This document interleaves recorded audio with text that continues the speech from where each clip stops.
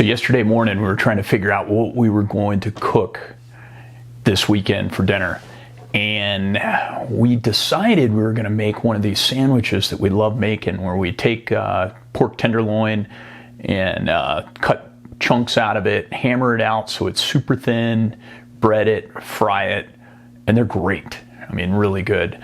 But then we decided to up it a notch, and we wanted to make that nice, hunter gravy that you get when you get a jagerschnitzel. Put that on top of the sandwich, and I'll tell you what, they turned out great. We really hit the mark on this one.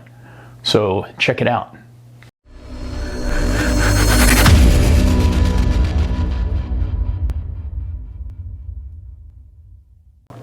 Yeah, so we made these fried pork sandwiches, and it almost turned out kind of like jagerschnitzel.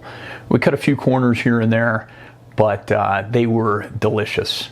So if you've never been here before, Fire and Froth is a channel that puts out new videos on a weekly basis, generally about cooking or craft beer. So if you've never been here, please subscribe, and hope you enjoy the episode.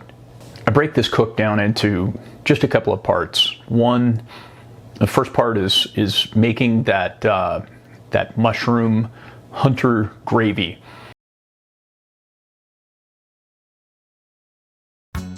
Okay, so we're going to heat our skillet up. We're going to saute our onions in there until they get slightly translucent. And I'm going to go get a beer. And they're going to continue to cook. Then I'm going to come back. I'm going to stir them up a little bit more. They're looking good. I'm adding the bacon in there. And I'm going to cook the bacon for about 5 minutes until it starts getting a little bit of color. And once it gets a little bit of color, then I'm going to add the mushrooms.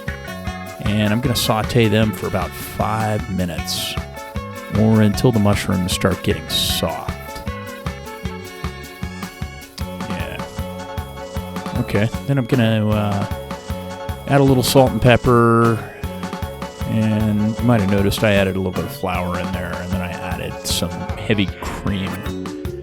And I'm going to stir that around. And, I really didn't need the flour because heavy cream would thicken up anyway, but I added it. And a little bit later, I figured out that I probably just needed more heavy cream. Okay, now I'm getting out my pork tenderloin, so I'm going to start slicing up some pieces. Got some big chunks that I'm going to hammer out for adult sandwiches. And I made 3 of them, and then I made some small pieces that I did for test bites and also for my kids. Okay, I grab each of the pieces, I dip them in flour, I dip them in that egg mixture, and then I dip them in panko. And then I put them on, once I got them covered, I put them on a plate. And if you might notice, I'm doing these little test pieces right now. And we'll talk about them in the show notes. There's some stuff that I discovered when I was making these that helped me out later, just to make sure that I was making a superior product. All right, loading them up, and I'll go out and test them. All right, so I'm back. I've got my potato rolls. Yeah, I wish I had brochin, but I didn't have the option for brochin. You might have noticed I put a little Japanese mayo on them, spread it out real well. I'm gonna go ahead and spread it out on the other ones, and I've just got a kind of a medium heat going on right now. I'm gonna flip them over in just a second, and basically all I'm doing is just toasting them, making them real nice. That way they're just really nice for the sandwiches. All right, and here I go, breading the last of my big slices. And man, this is gonna be. I'm telling you, it really turned out nice.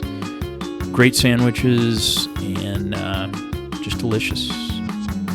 So anyway, like I talked about before, I tried rubbing some mustard that I put some spices in on some of the test pork tenderloins, and then I breaded them and I fried them, and I found out that the breading didn't really want to stick when I used that mustard. So I tried it without it, and everything worked great. So yeah, don't put any kind of binder or what you think might be a binder onto your pork tenderloins.